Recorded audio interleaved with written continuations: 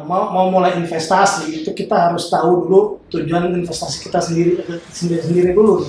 Jadi kita harus pahami resikonya, kira-kira kita seberapa besar kita bisa menerima risiko akan dana kita investasikan. Lalu itu semua sebelum kita investasi itu harus dipelajari. Jadi banyak orang awam yang cuma pengen investasi nih, udah masuk ke sini aja ikut-ikutan teman gitu. Nah ini yang sebenarnya dan dulu yang membuat Indonesia sebenarnya jadi nggak maju-maju nih literasi keuangan kalau mereka nggak mempelajari tentang produk-produk itu sendiri.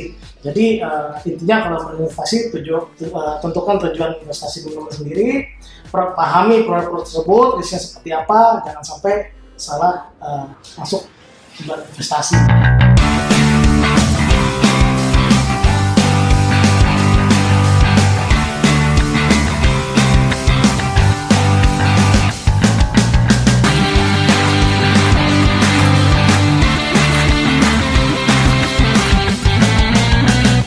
Siap ku tercinta.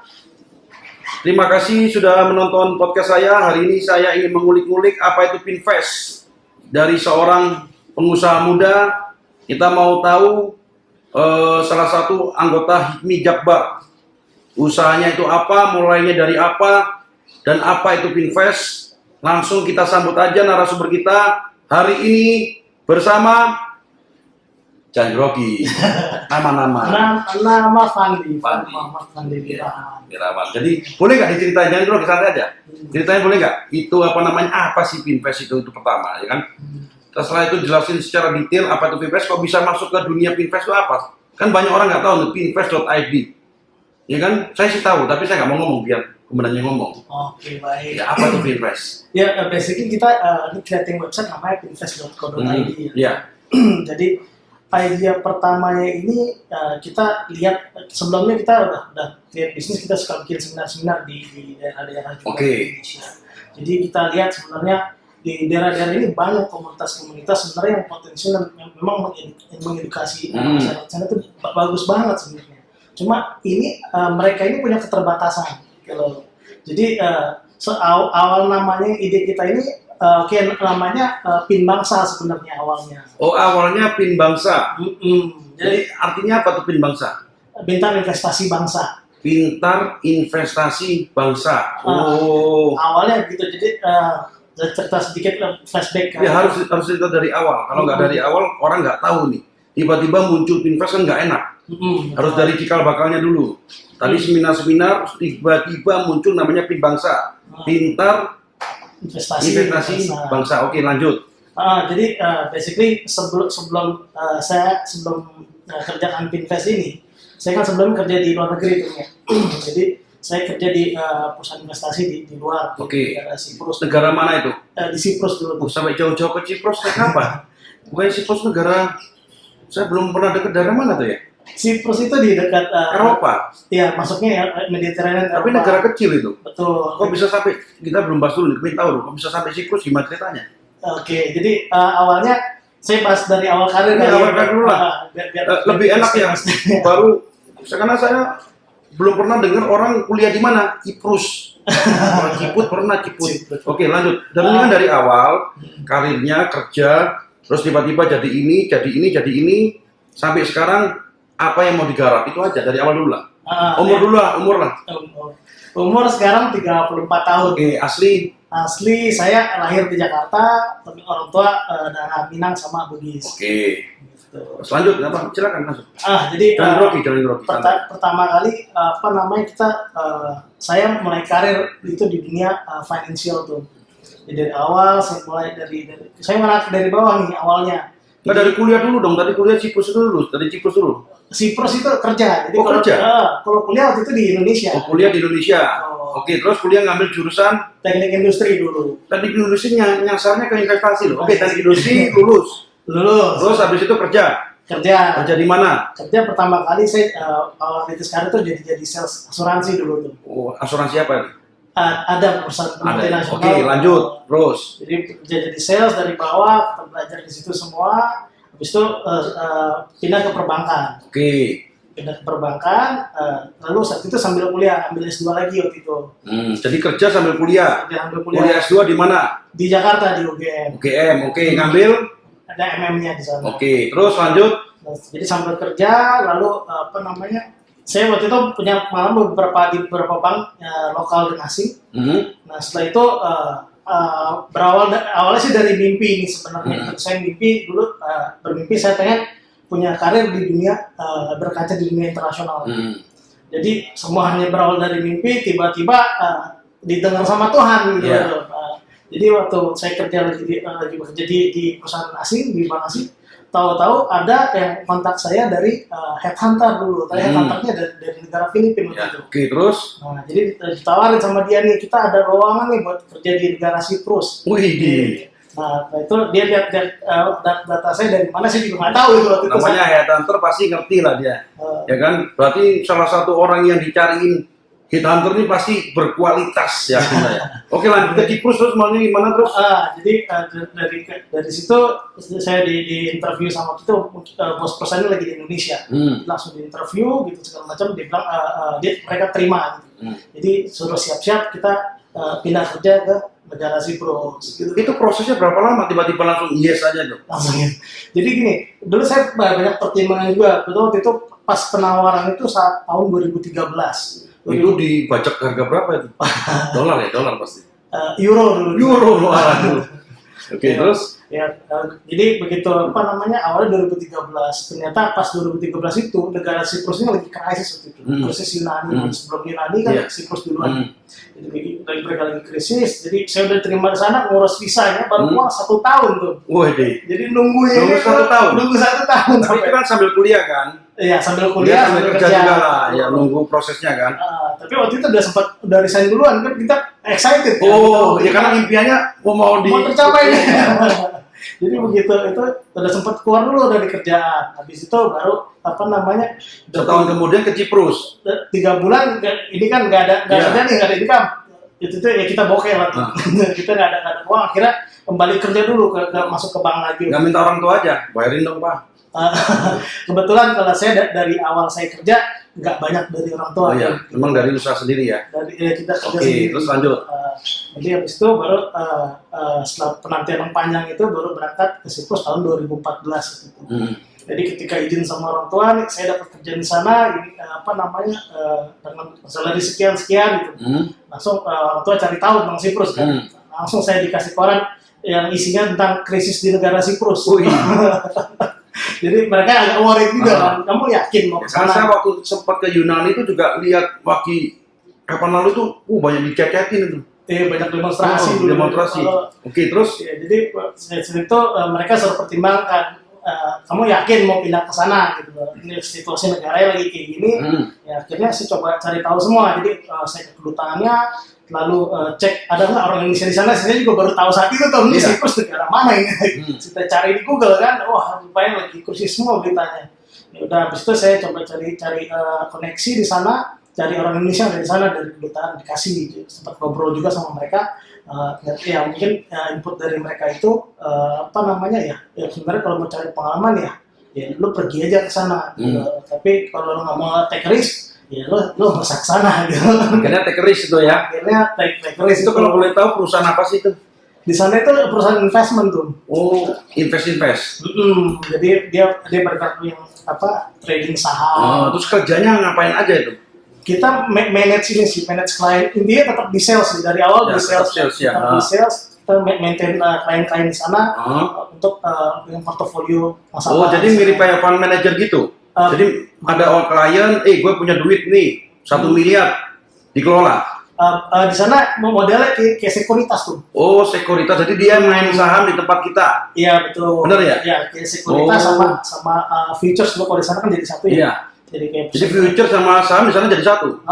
Jadi izinnya tuh jadi satu produk-produk. Berapa lama kerja di situ? Di Siprus itu kurang lebih hampir 2 tahun di sana. Tapi itu sama pacaran sama kayak bule juga nggak? Pasti ya. Pacaran sih waktu itu cewek Siprus.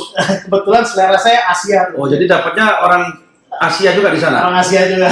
Sama-sama merantau. Sama-sama merantau. Setelah dari Siprus, tiba-tiba balik lagi ke Indonesia, kenapa? Enggak tinggal di Siprus aja jadi warga negara Siprus. Sebelum balik ke Indonesia, habis dari Siprus saya pindah dulu ke Cina waktu itu. Ke Cina lagi? Tahun 2016 saya pindah ke Cina. Itu resign dari Siprus ya? Resign dari Siprus. Pindah ke Cina. Di negara mana? Di kota mana? Di Shenzhen dulu. Shenzhen ya? Jadi kebetulan perusahaannya sih basic tetap sama di sana, cuma mereka mau build market Asia. Oh sama aja, tapi perusahaannya sama, cuma perusahaannya berbeda tapi bisnisnya sama.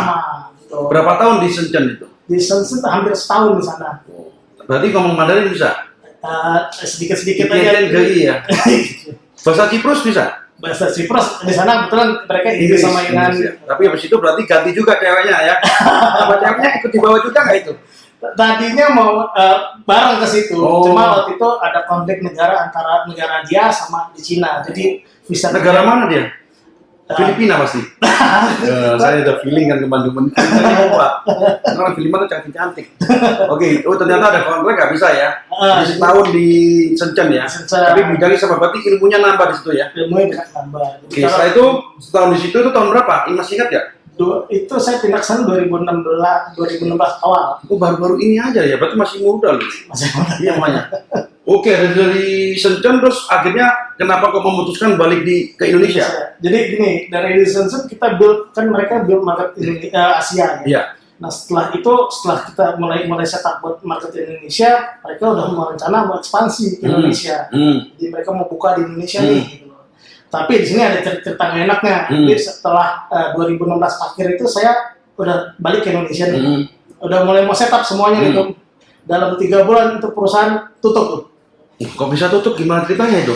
Itu mereka kena krisis finansial. Jadi kalau udah siap semua itu? Kita lagi mulai nih, lagi mulai legalnya segala macam, lagi diurus. Kita lagi ini udah setengah jalan. Stop. Kita stop. Oke. Stres juga dong? Stop, bukan stres lagi. Kita biasanya dapat income segala macam, akhirnya stop semua kan. Dan saya kan udah setup udah setengah jalan. Iya. Ini kan semua harus dituntaskan. Gitu ya, harus cari jodohnya berarti. Karena nanti waktu awal kan jelas tuh, mau dari Siprus ternyata udah keluar belum visanya kan. Ini sekarang udah siap, berarti belum jodoh. Belum jodoh. Belum jodoh belum bisa, ya kan? Nggak apa-apa, itu namanya perjuangan. Terus habis itu lika-likunya. Oke, terus setelah itu singkat cerita, akhirnya saya ketemu sama bekas bos saya di sana. Akhirnya mulai kita mau ngadain bisnis itu semua berdasarkan trust itu. Jadi mereka sangat percaya sama saya, jadi kita mulai bisnis tahun 2016 akhir. Itu kita buat, kita setup segala macam. Oke, tadi kan nggak lanjut tuh. Terus jadi kita bikin sendiri. Bikin sendiri akhirnya. Jadi kerja sama bos yang di luar. Namanya apa waktu itu? Namanya dari PT-nya sih, grup kita namanya Lestari Cahaya Global Indonesia. Oke, lanjut berapa lama? Ini mulai dari 2016 sampai sekarang ini. Pinvest ini sebenarnya one of our brand. Jadi tadi sebut lagi nama PT-nya Lestari Cahaya. Jadi dari Lestari itu kok bisa muncul PIN gimana itu? Makanya ini baru tahu ceritanya nih, teman-teman baru tahu. Jadi basically di awal basically saya know is investment. Ya kan, future atau apapun saham ya, kurang lebih begitu ya. Basic luarnya masuk ke sini. Akhirnya kita create company sendiri, buat kemarin banyak bikin seminar-seminar edukasi seperti itu. Lalu setelah itu tahun 2018 saya ketemu sama co-founder Pinvest. Siapa namanya itu? Sama Mas Imam Putra Panili. Itu siapa itu? Jadi awalnya teman ke teman gitu. Jadi teman-teman network. Di konten saya semua banyak yang ngomong network. Iya, bahkan kita awal mulai start juga karena network kita sama orang di luar kan. Gitu. Akhirnya kita bisa start ini. Jadi ya itu kunci itu. Akhirnya ketemu partner ini. Gitu loh. Jadi awalnya saya kan start idea-nya sebenarnya PIN Bangsa, tapi itu hanya full edukasi tentang finansial. Jadi itu fokus finansial aja yang bangsa ya. Awalnya. Setelah itu ketemu beliau, ketemu Imbang, kita discuss, yuk kita bikin new things gitu loh. Jadi Imbang kebetulan background beliau ini di dunia media dan agency. Jadi out of the box ini ya, antara financial digabungkan dengan digital agency. Betul. Oke, lanjut, keluarlah namanya Pinvest. Jadi Pinvest itu singkatannya apa? Sebenarnya itu Pintar Investasi Bisnis dan Teknologi. Pintar Investasi Bisnis dan Teknologi. Iya. Pinvest. awalnya singkatan kita ini aja sih matching-matchingan. Akhirnya keluar Pinvest tuh dari ide 2 orang ya. Yes, Oke, setelah itu launching kemarin, baru aja launching kan kemarin acara HIPMI kemarin ya. Iya benar, launching 2019 kemarin ya, November. Jadilah Pinvest. Nah, sekarang Pinvest ini ngapain? Tadi kan dari financial digabungkan dengan agensi. Terus sekarang kegiatannya apa aja? Gini, fokus utama kita ini kan mengedukasi masyarakat sebenarnya. Jadi berdasarkan pengalaman kita di lapangan gitu ya. Jadi teman-teman ini dari komunitas mereka punya ilmu bagus sebenarnya. Gitu. Cuma mereka nggak punya akses buat ke level yang level yang lebih tinggi. Apa level apa lebih tinggi itu apa? Dari network itu tuh contohnya gitu loh. Jadi misalnya butuh dana gitu ya? Ya masuk nggak? Kalau butuh dana sih sebenarnya bukan di Pinvest, di dana kan dana mat. Ya, teman kita. Tapi ini kan jalurnya ya kan. Jadi kamu bikin seminar juga di Pinvest ini. Betul. Jadi gini. Jadi kan tadi kan ceritanya dari daerah-daerah kan ada banyak muncul komunitas-komunitas. Oke, terus diapain sama Pinvest komunitas itu? Jadi kita gabungkan sebenarnya. Jadi kita jadi kayak perantaranya mereka lah. Gitu. Jadi mereka kalau mau belajar sekarang di daerah itu dulu juga banyak yang namanya investasi bodong kayak gitu. Jadi mereka banyak yang nggak sampai dulu ya tahun-tahun dulu masih literasi itu masih rendah banget keuangan. Oh jadi tujuan Pinvest adalah untuk mengedukasi mereka. Tentang finansial, tentang berinvestasi. Yes, tentang bisnis, dan teknologi. Oh jadi terus yang ngajarin siapa di Pinvest itu? Sebenarnya kita punya basic kita sendiri sebenarnya, tapi kita di sini kan Pinvest itu tempatnya belajar membangun network dan untuk kolaborasi. Jadi kita di sini kerjasama sama misalnya analis pasar gitu. Jadi sama pakar-pakarnya ya. Betul. Ada coach yang memang di bidang ini, ada pakar ahli. Kalau saya pengusaha bisa masuk. Bisa banget. Jadi yang ngajarin. Jadi coach bisnis. Oh bisa juga. Bisa. Oh saya paham tadi ya. Itu ya kemarin paham ya. Jelasin lagi. Saya sudah paham. Mungkin kemarin sudah paham apa itu Pinvest. Contoh misalnya saya lihat di daerah itu ada satu komunitas. Ya kan komunitas itu diajak gabung kan di Pinvest. Yuk, gue bikinin lu seminar nih. Gue akan training lu. Itu berbayar nggak? Begini, sebenarnya ya, rata-rata mereka mengadakan seminar tuh berbayar. Tapi di awalnya pasti kita biasa nge-sponsor sih. Mau sponsor? Banyak duitnya berarti nih. Jadi awalnya sponsor ya? Ya biasanya kita bikin free-nya dulu. Free dulu, oke. Terus setelah itu lebih dalam lagi? Lebih dalam lagi nanti ya kita arahkan ke mereka gitu. Jadi mereka yang handle itu. Mereka tuh siapa? Ya ini kita jadikan partner namanya. Oh, yang komunitas itu? Komunitas itu. Betul. Oh, jadi di setiap daerah tuh punya ada komunitas-komunitas yang bekerja sama dengan Pinvest? Ya, itu kita lagi. Contoh realitasnya yang udah pernah komunitas apa yang udah bekerja sama dengan Pinvest? Kalau sekarang ada komunitas EVI namanya. Ya, itu ngapain itu kalau EVI itu? Singkatannya apa? Edukasi Finansial Indonesia. Ya, itu di mana? Itu di Jakarta. Oke, itu kerjasama dengan Pinvest seperti apa? Jadi mereka bikin kelas-kelas training tentang investment gitu loh. Jadi mereka yang adakan kelasnya, yang ngajarnya mereka, kolaborasi sama Pinvest dan kita munculkan nama mereka di situ. Munculkan nama mereka di mananya? Jadi kalau di Pinvest itu ada kanal namanya P-Circle di sana. Nah itu kita tempat mempromot mereka sih di sana sebenarnya. Gitu.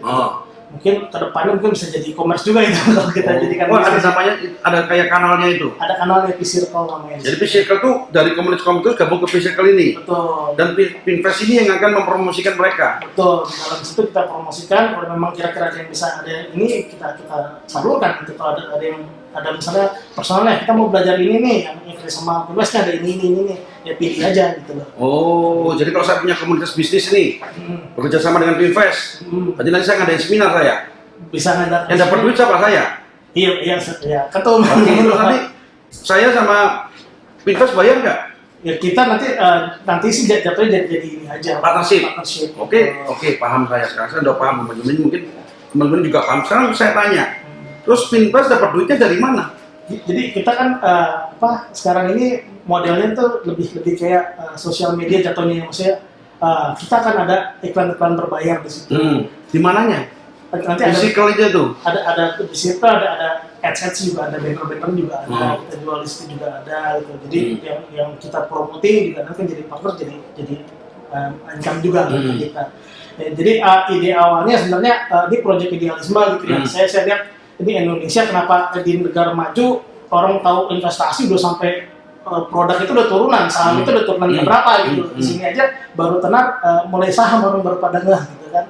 Nah, jadi awalnya ini idenya mengedukasi gitu ya. Dimana kalau di Indonesia ini, kalau saya bisa bilang misalnya yang mengedukasi investor ini rata-rata ini sales dari perbankan atau dari sekuritas. Dan kalau saya dari pengalaman saya dulu ya, pengalaman kerja di ini sepertinya kok sales jadi advisor gitu. Sedangkan sales punya target gitu kan, kadang-kadang suka inilah. Jadi kalau Pinvest sekarang misalnya idealis itu kan duitnya dikit loh. Betul, masih mau dikerjain, nggak ada duitnya nanti. Basically kata saya bilang sebenarnya perusahaan kita ini kan investnya only one of our brand. Jadi yang ini support yang ini ya, yang ininya udah jalan ya. Makanya diem-diem duitnya banyak. Karena Pinvest saya lihat masih sebagai embrio ya, masih kan baru launching setahun yang lalu ya. Betul. Di idealisme disupport oleh bisnis utamanya ya. Betul. Jadi kita mau kalau ini kita jadikan bisnis utama, ini nanti jadi komersil tuh. Itu yang saya pikirkan gitu ya. Ini menjadi komersil dan udah pada ujungnya komersil, ujung-ujungnya duit. Oke, sekarang jelasin lagi lah ke pemirsa ini secara lebih detail lagi Pinvest selain seminar apa yang akan mau dilakukan lagi. Bisa lihatnya di mana, mesti gimana. Karena orang awam tuh kadang-kadang bingung investasi dipikir investasi gue. Loh ini kanal-kanal apa? Coba bisa dijelasin secara detail, terus kedepannya mau seperti apa? Kalau mereka mau lihat itu mesti gimana? Andai kan tadi mau gue punya komunitas, gabungnya seperti gimana? Terus harus seperti apa? Bisa jelasin secara singkat? Basically gini teman-teman yang dengerin kita nih ya.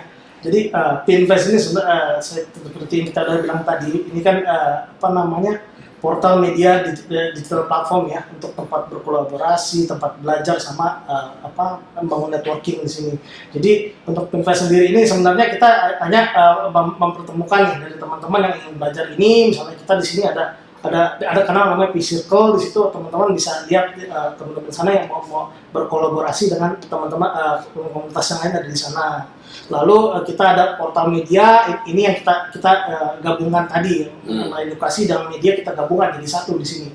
Itu. Jadi untuk teman-teman yang mau bergabung dengan Pinvest juga, nanti kita bisa sediakan semua media promosi buat komunitas teman-teman. Misalnya kita juga adakan podcast misalnya seperti ini, kita juga ada podcastnya Pinvest.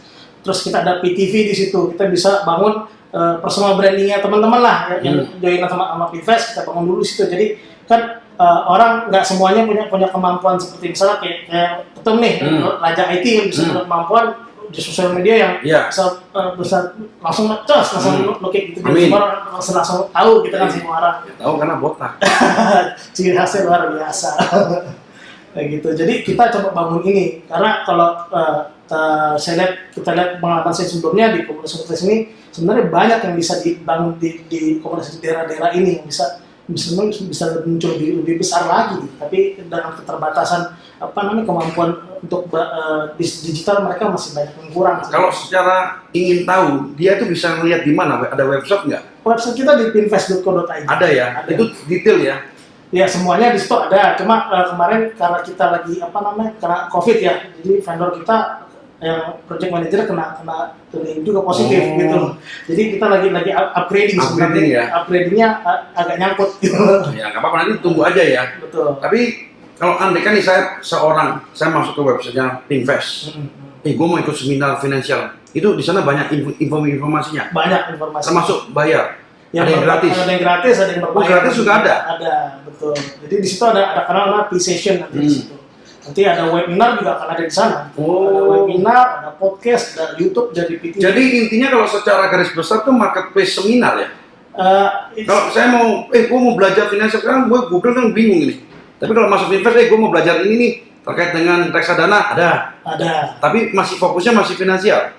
Nggak cuma finansial, investasi bisa sama teknologi. Semuanya ya. Semuanya. Ada itu ya. Wah kalau nanti ke depan nih kalau udah nyala nih, ya bisa lihat di sini, harusnya dipresentasikan di sini harusnya ke depan.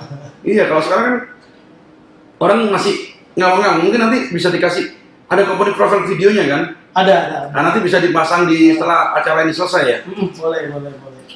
Oke, itu ide-ide yang luar biasa ya. Jadi partnernya nggak ikut ya hari ini ya? Hari ini enggak. Ya. Jadi bagi tugas ya sama partnernya ya? Bagi tugas, benar.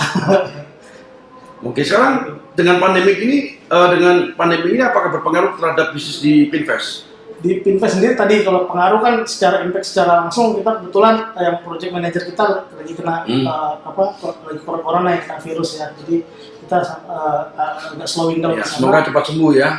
Amin, terima kasih banyak. Kebetulan untuk support tadi awal kita bilang kita antar bisnisnya kita supportin satu sama lain. Alhamdulillah yang satu masih running nih. Kita ada sebenarnya ada IO juga di dalam, nah IO-nya yang mati semua juga ya. IO banyak ya.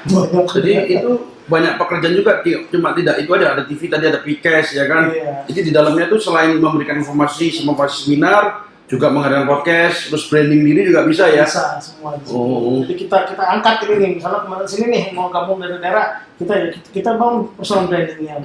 Bisa juga itu. Bisa juga kita kerjakan itu. Itu luar biasa, berarti tidak hanya di website bantu semen, tapi branding semua ya termasuk ya. Semuanya. Jadi juga ada IO kan, nanti kalau ngurus itu termasuk salah satu yang digital marketing juga. Betul. Jadi kita mau bangun bisnis 360 Iya. Jadi semuanya lu mau apa kita ada. Jadi kalau contoh misalnya gue mau bikin satu branding company gue, bikin company travel yang bagus, cerita yang bagus, bisa. Bisa kita.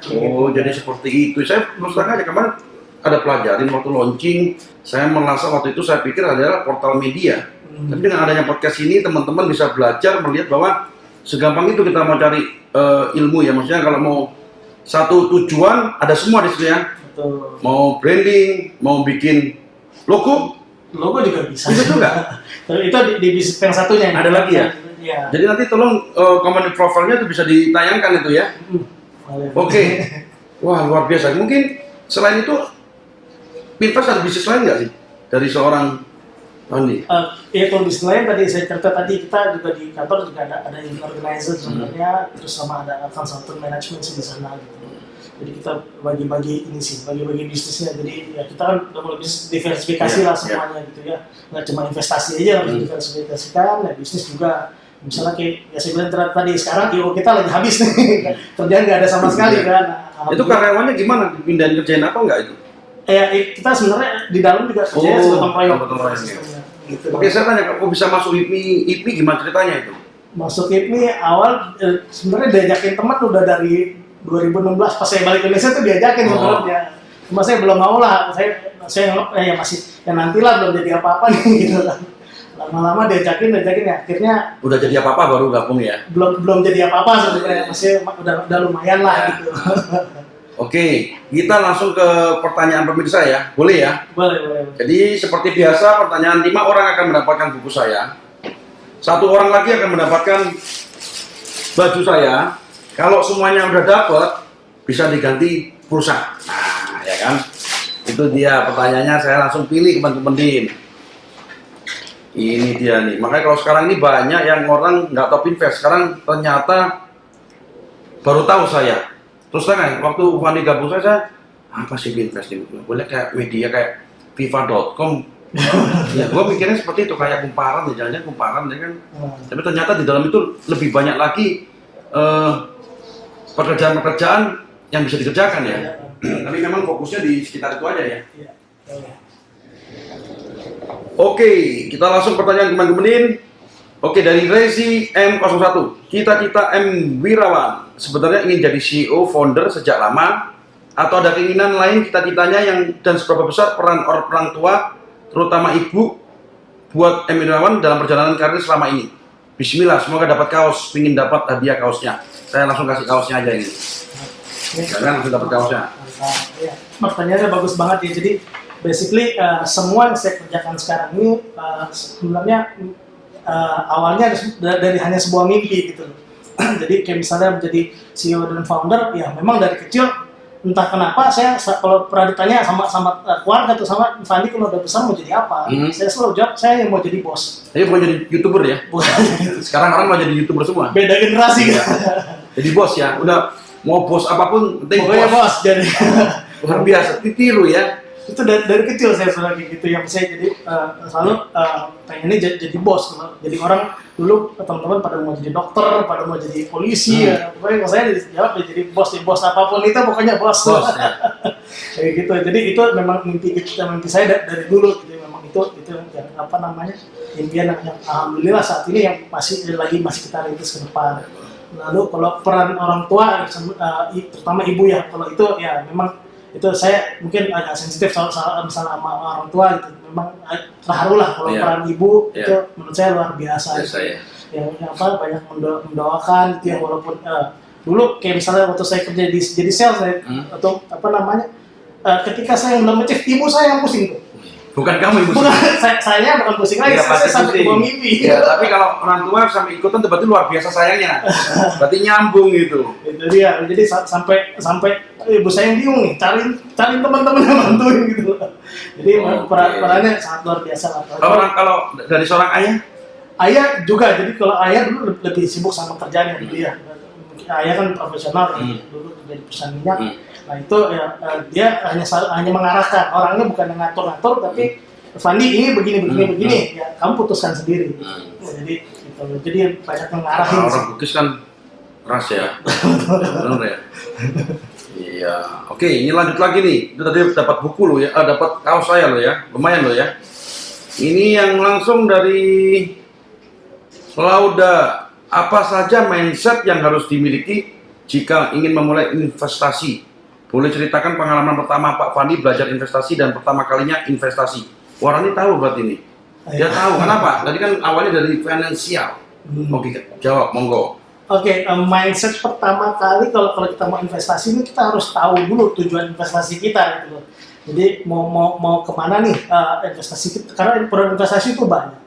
Jadi tergantung risk, semakin tinggi resiko, return mungkin semakin besar juga gitu ya. Jadi pertama mindset tahapan itu yaitu tujuan investasi itu sendiri dulu gitu kan. Jadi ketika kita udah tahu, baru kita pilih produknya kira-kira cocok sama kita gitu.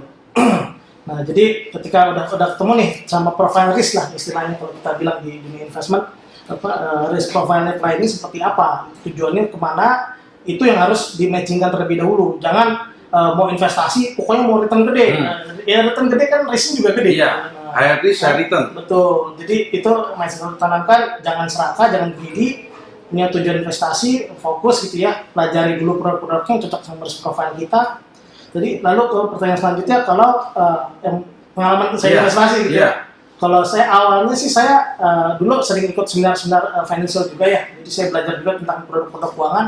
Nah, saya belajar dari awal, saya dari risk yang paling rendah dulu. Mungkin dulu kalau di perbankan kita ada tabungan rencana dulu gitu loh. Jadi step by step kita belajar reksadana, terus kita belajar saham. Jadi nggak bisa langsung ya. Coba kalau tadi jelaskan pertama kali di investasi apa yang perlu kita pelajari dulu.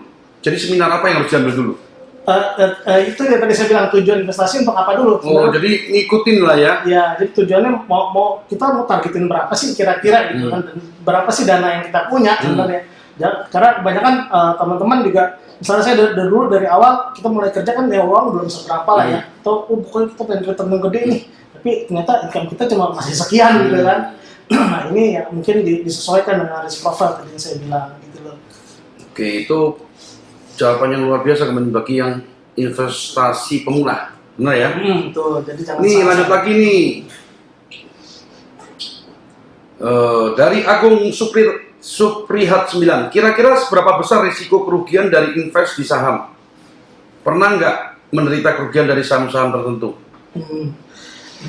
Basically kalau yang risiko saham ya mungkin itu termasuk profilnya yang high risk ya. Tapi kalau dari sisi teman-teman analis saham sendiri, ini sebenarnya ada banyak risk profile yang bisa diatur di dalam trading saham gitu kan.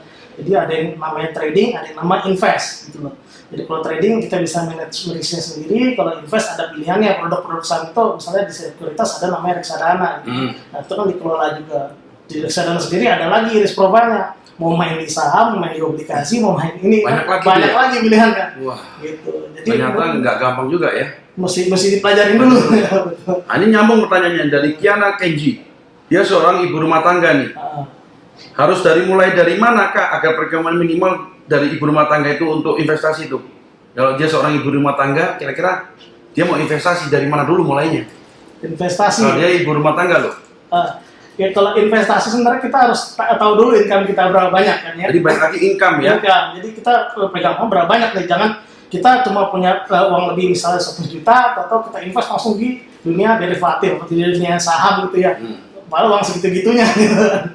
Nah itu dia kembali ke risk itu sendiri. Jadi kalau udah income-nya udah stable, udah kira-kira bisa ini, ya baru kita mulai step by step gitu loh. Jadi pertanyaan terakhir dari Endik MRCB, ini nanya terus nih, tiap kalian nih bukunya saya udah banyak tuh dia. Kenapa saya atau banyak orang Indonesia, orang awam banyak yang susah berinvestasi? Apa memang saya karena kurang open minded atau kurang mencari informasi yang lebih tentang investasi? Kan memang banyak orang Indonesia ini sangat jarang berinvestasi ya, mainnya trading terus ya. Nah, itu kenapa itu? Mungkin dari kalau di orang Siprus dulu, kalau dari klien pelajaran dari klien luar negeri itu gimana komparasinya? Jadi kalau di luar dulu kita mereka sudah main ke apa namanya fund management itu. Jadi kita pengelolaan investasi itu sudah diatur sebenarnya. Jadi berapa besar risknya seperti ini apa namanya, kalau sekian plotnya sekian kita masukin saham, berapa banyak plot sekian kita masukin udah kecil. Jadi nggak sembarangan kayak Sembarangan. Indonesia hajar. Oh bedanya di situ ya? Jadi itu yang banyak, makanya saya bilang dulu awalnya saya lihat ini kan literasi pengetahuan masyarakat Indonesia itu masih kurang tentang keuangan gitu. Jadi kebetulan kalau beberapa tahun terakhir ini kan dari OJK sendiri udah gencar ya, udah mulai edukasi mulai ke daerah-daerah nih gitu. Jadi itu dia itu maksudnya. Ya itu tadi ide awal dari Pinvest untuk mengedukasi komunitas-komunitas terkait dengan finansial dan teknologi. Betul, teknologi. Nyambung itu memang nyambung. Jadi memang nyambung sekali itu ya. Oke, 2 pertanyaan saya terakhir sebelum kita tutup. Ya kan, kira-kira siapa yang menginspirasi Komandan? Dan yang kedua, ya kan, yang pasti kasih motivasi quote kepada Komandan terkait dengan finansial yang memang ahli di finansial.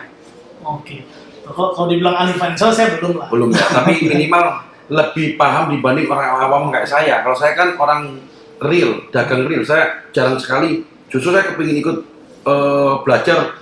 Karena saya terus aja, saya pedagang, saya pengusaha, tapi belum main saya cuma ada invest saham, tapi saya cuma tahu udah. Tapi harusnya kalau kita pelajarin lagi kapan naik, kapan turun, kita lihat lebih dalam lagi keadaan perusahaannya, prospeknya ke depan itu lebih bagus lagi kan. Benar nggak? Sebenarnya ada kan di sana kan? Ada. Makanya ada itu. Monggo, silakan. Oke, pertama sosok menginspirasi ya. Kalau saya mungkin kalau dari luar negeri yang pertama mungkin Mark Zuckerberg ya. Itu sih saya lihat dia bagaimana dia membangun sebuah bisnis yang dikreat sendiri dengan ide yang gila awalnya gitu kan. Jadi akhirnya sekarang menguasai merajai dunia gitu ya, dan dia tetap down to earth di situ. Jadi dengan karakter yang seperti itu saya pengen banget kayak beliau gitu loh. Saya kita semua yang step-step yang dilakukan gitu sampai sekarang. Mungkin terakhir teman-teman ngikutin juga Pak Zuckerberg kemarin kena di boykot ya Facebook segala macam. Itu ranahnya udah sama Presiden Amerika Serikat loh gitu, sampai segitu hebatnya beliau gitu. Nah jadi dari awal creating bisnisnya segala macam yang inspirasi di luar itu mungkin dari Mark Zuckerberg. Oke. Terus kira-kira kasih motivasi lah untuk teman-teman ini supaya nggak takut bermain di dunia finansial atau saham atau apapun itu. Ya oke, kalau apa namanya saran aja ya, misal kalau kita mau mulai investasi itu kita harus tahu dulu tujuan investasi kita sendiri dulu nih. Jadi kita harus pahami resikonya, kira-kira kita apa namanya seberapa besar kita bisa menerima risiko akan dana kita yang kita investasikan. Lalu itu semua sebelum kita investasi itu harus dipelajari. Jadi banyak orang awam yang cuma investasi nih, udah masuk di sini aja ikut-ikutan teman gitu. Nah ini yang sebenarnya dan dulu yang membuat Indonesia sebenarnya jadi nggak maju-maju nih literasi keuangan kalau mereka nggak pelajari tentang produk-produk itu sendiri. Jadi intinya kalau berinvestasi tentukan tujuan investasi teman-teman sendiri, pahami produk-produk tersebut, risknya seperti apa, jangan sampai salah masuk investasi. Oke, kira-kira ada tambahan lagi dari seorang Komandan Pandi? Ada nggak tambahan penutup atau nggak ada? Apa sudah cukup? Kalau tambahan sedikit, jadi kalau misalnya teman-teman mau mulai belajar tentang investment di satu teknologi. Teman-teman bisa mulai dari kanal di Pinvest itu ada namanya P-Learning di sana. Di situ ada berbagai macam produk di produk investasi yang teman-teman bisa baca di sana. Mungkin nanti kalau mau berkolaborasi nih untuk misalnya teman-teman yang udah ahli di bidangnya masing-masing, kita bisa berkolaborasi juga di situ. Langsung kontak aja ya. Jadi kita create ini buat membangun network teman-teman juga semua. Kita mengkoneksikan. Jadi seperti Facebook juga kan mereka connecting people, kayak mungkin mereka mengkoneksikan dunia itu semua. Nah itu yang kita ingin akun Indonesia. Coba bayangkan kalau di Indonesia ini semua orang-orang hebatnya terkoneksi satu sama lain, jadi nggak bersaing seperti apa. Ya semua bisa terkoneksi untuk membangun Indonesia kita menjadi lebih baik. Oke, terima kasih Komendin, terima kasih Bos Komandan atas waktunya. Saya doakan Komendin selalu sehat, sukses, bahagia, dan tentu banyak rezekinya. Salam Bangis.